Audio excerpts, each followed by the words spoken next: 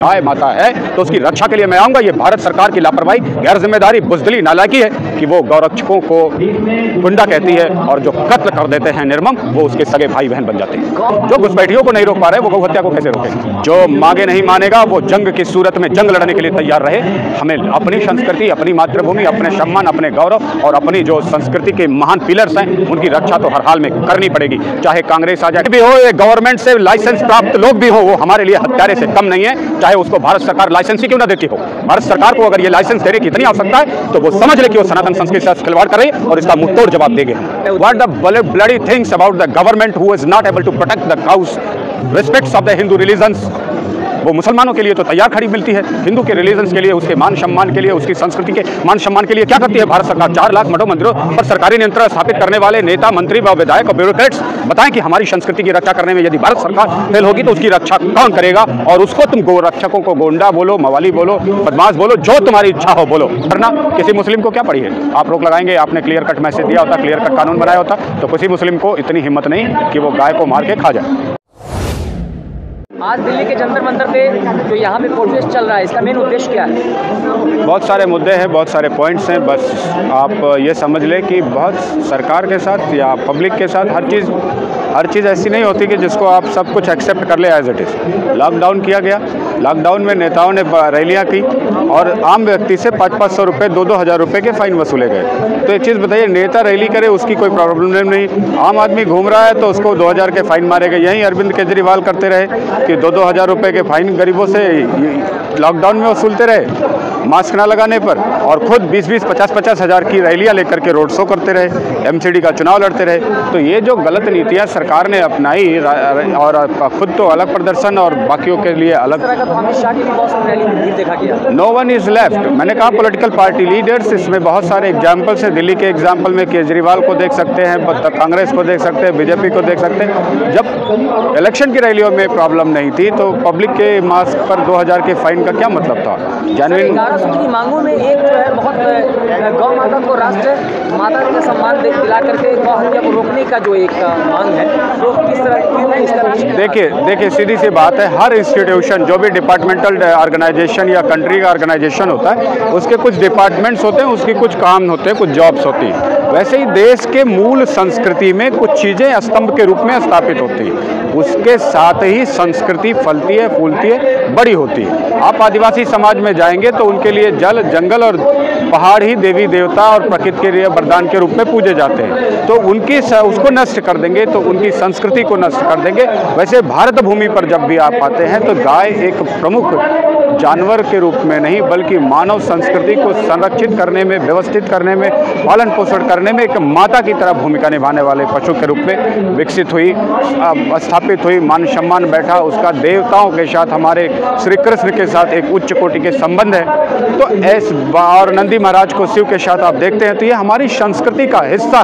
भारत की सरकारें, भारत के नेता, भारत का तमाम प्रबंधिक जो गवर्नमेंट का मैकेनिज्म है, अगर वो भारत की मूल संस्कृति, उसकी व्यवस्था और उसके संरचनाओं के साथ छेड़छाड़ करने की कोशिश करेगा चंद्र रुपयों की खनक के लिए, तो निश्चित तौर पे समाज उद्वेलित होगा, युद्ध की स्थिति उत्पन्न होगी, लड़ाई की स्थिति उत्पन्न होगी और अपनी संस्कृति, अपनी व्यवस्था, अपनी मान सम्मान को बचाने के लिए हर लेवल पर युद्ध किए जाने की जरूरत है। जहाँ एक तरफ कहा जाता है कि गौ हत्या के नाम पे, गौरक्षक के नाम पे बहुत सारी मॉब लिंचिंग वगैरह होती है, हत्या। What the bloody things about the government who is not able to protect the cows, respects of the Hindu religions?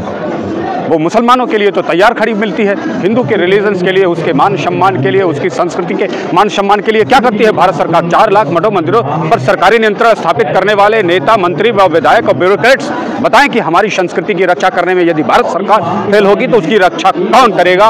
और उसको तुम गोरक्षकों को गोंडा बोलो, मवाली बोलो, बदमाश बोलो, जो तुम्हारी इच्छा हो बोलो, मुझे कोई फर्क नहीं पड़ता। मेरी संस्कृति, मेरा धर्म, मेरे धर्म का मूल केंद्र अगर गाय माता है तो उसकी रक्षा के लिए मैं आऊंगा। ये भारत सरकार की लापरवाही, गैर जिम्मेदारी, बुजदिली, नालायकी है कि वो गौरक्षकों को गुंडा कहती है और जो कत्ल कर देते हैं निर्मम, वो उसके सगे भाई बहन बन जाते हैं। गौ हत्या के नाम पे मुसलमानों को टारगेट किया जाता है, लेकिन जितने Who will be target against? Beef exporter हैं वो हिंदू ब्राह्मण भी है, बड़े बड़े।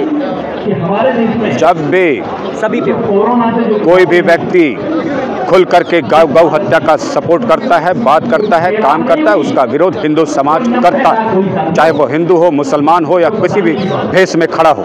हमारे लिए वो घुस हत्यारा ही है। अब एक्सपोर्ट कर रहा है, इंपोर्ट कर रहा है। मुस्लिम टारगेट नहीं है, जो भी गौ माता की हत्या करेगा, चाहे इवेंट कोई भी हो, ये गवर्नमेंट से लाइसेंस प्राप्त लोग भी हो, वो हमारे लिए हत्यारे से कम नहीं है, चाहे उसको भारत सरकार लाइसेंस ही क्यों ना देती हो। भारत सरकार को अगर ये लाइसेंस देने की इतनी आवश्यकता है तो वो समझ ले कि वो सनातन संस्कृति से खिलवाड़ कर रही है और इसका मुंहतोड़ जवाब देंगे हम। अगर लाइसेंस दिया जा रहा है गवर्नमेंट को, इसका मतलब गवर्नमेंट भी शामिल है। The government who is doing the bloody bastard things against the Sanatana Sanskriti, then it is against the Sanatana, against the Hindu, against our culture, against our religions. We will fight and we will do whatever can possible in all the circumstances.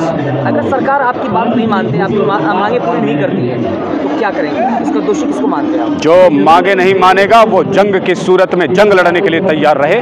हमें अपनी संस्कृति, अपनी मातृभूमि, अपने सम्मान, अपने गौरव और अपनी जो संस्कृति के महान पिलर्स हैं उनकी रक्षा तो हर हाल में करनी पड़ेगी। चाहे कांग्रेस आ जाए, कांग्रेस ने मठों मंदिरों पर सरकारी नियंत्रण स्थापित कर लिया तो क्या हम उसको आज़ाद नहीं कराएंगे? हम उसको आज़ाद कराएंगे, भले वो भारत सरकार के नेताओं, मंत्री, प्रधानमंत्री को बुरी ही क्यों ना लगे।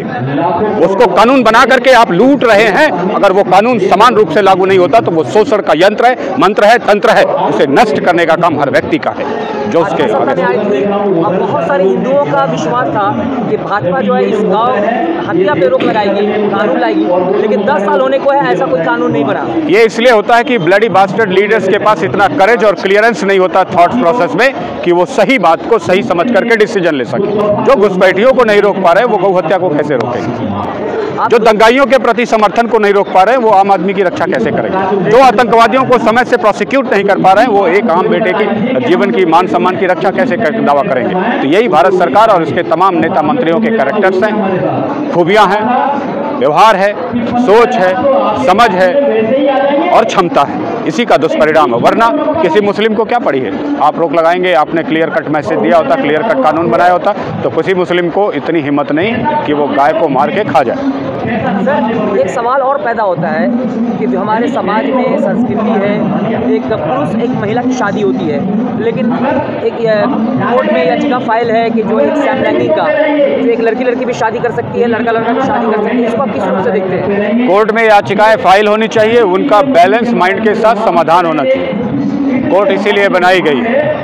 कोर्ट अगर हमारे समाज में है तो मुस्लिम समाज में क्या फतवा बोलते हैं, जब किसी के मन में कोई सवाल आ जाए व्यवस्था के प्रति, समाज के अरेंजमेंट के प्रति, उससे सवाल किससे पूछा जाए? जो वैलिड आंसर दे सके तो वो कोर्ट ही सबसे बेस्ट प्लेस है। और वो वैलिड आंसर कोर्ट को समझबूझ के साथ, संस्कृति के साथ, मानव की रचना के साथ, पूरी प्रकृति में मेल फीमेल का कंस्ट्रक्शन है बना हुआ, कुछ समलैंगिक प्लांट्स होते हैं, कुछ। लेकिन ये सवाल किसी मुस्लिम या हिंदू से जुड़ा हुआ नहीं है, ये एक मर्द औरत से रिलेटेड है। मैंने आपसे कहा प्रकृति, संस्कृति, व्यवस्था के साथ ये चीज़ें देखी जानी चाहिए।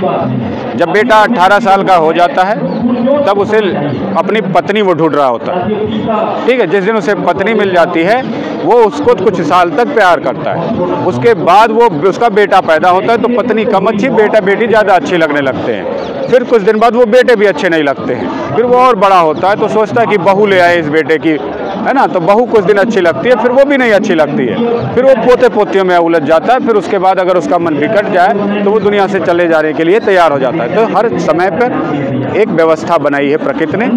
छोटे बच्चे को क्या चाहिए? अब एक छोटा बच्चा भी बोले कि मुझे शादी करनी समलैंगिक, क्या कहेंगे इस क्वेश्चन को? 2 साल का बच्चा बोले नहीं मुझे भी शादी करनी है कोई मूवी देख के, तो उसको माँ बाप क्या जवाब देते हैं? बेटा अभी नहीं, बड़े हो जाओ। ऐसे ही कोर्ट का दायित्व है, निर्णय ले, वो फैसले सुनाए, लेकिन वो फैसले फिट होने चाहिए, जेन्युइन होने चाहिए, करेक्ट एड्रेस करने चाहिए। ये नहीं कि एक जज के दिमाग पे ही ब्लफ हो जाए वो फैसला और उससे संस्कृति नष्ट हो, बच्चे नष्ट हो, परिवार नष्ट हो। आपने बहुत ही अच्छी तरीके से समझाया, लेकिन मैं सीधे से जानना चाह रहा हूँ कि समलैंगिक जो है इसका विरोध कर रहे हैं या समर्थन कर रहे हैं? देखिए, जो भारत सरकार, जो राज्य सरकारें, जो स्टेट, जो मिनिस्टरों की पॉलिसी, राज्यों की पॉलिसी एक किन्नर को मान सम्मान का जीवन नहीं दे पाई, वो इन अधिकारों को दे करके भी क्या कर लेंगे? किन्नर के पास ना लिंग होते हैं, ना वो सेक्स की इतनी वो प्रॉब्लम है, वो तो अविकसित है ना। उस व्यक्ति को तुमने आज तक क्या दिया बताओ? भीख ना मांगे तो पेट ना पले, सेक्स वर्कर ना बने तो उसके घर रोजी रोटी ना जाए, नाच गाने करके वो अपने रोज पेट पालता। अगर भारत के प्रधानमंत्री को भी 72 घंटे के लिए बोल दो कि तुम्हें ना किसी के यहाँ नौकरी मिलेगी, ना तुम कोई शिक्षा मिलेगी, ना किसी परिवार में जगह मिलेगी रहने की, तो भीख मांग के रोजी रोटी कमानी पड़ेगी, नाच गा के पेट पालना पड़ेगा। और ये दोनों से अगर नहीं कोई मिला, भीख देने वाला, नाच देखने वाला, तो फिर सेक्स वर्कर बन करके पेट पालना पड़ेगा। ये हमने छोड़ रखा है किसके लिए? ट्रांसजेंडर के लिए। This should be for the transgender, कि उसमें मेल फीमेल नहीं देखने की ज़रूरत है। उनकी शादियों में आप कितना इंटरेस्ट रखते हैं लीगली, लेकिन ये बिना 28 साल तक, 30 साल तक, 35 साल तक कुंवारे घूमेंगे, फिर लड़का लड़के से शादी करेगा, लड़की लड़की से शादी करेगा। इन व्यवस्थाओं का अंत करने के लिए सुप्रीम कोर्ट और तमाम सोशल पॉलिटिक्स में बैठे लोगों से कहूँगा, समय से शादी करो, इसकी आवश्यकता नहीं पड़ेगी। 35 साल 40 तक कुंवारे रखोगे बच्चों को तो ये समलैंगिक शादियाँ ही होंगी। अपना परिचय। मैं विनय कुमार सिंह। क्या पद है, क्या? मैं दिल्ली में रहता हूँ, सोशली पॉलिटिकली एक्टिव।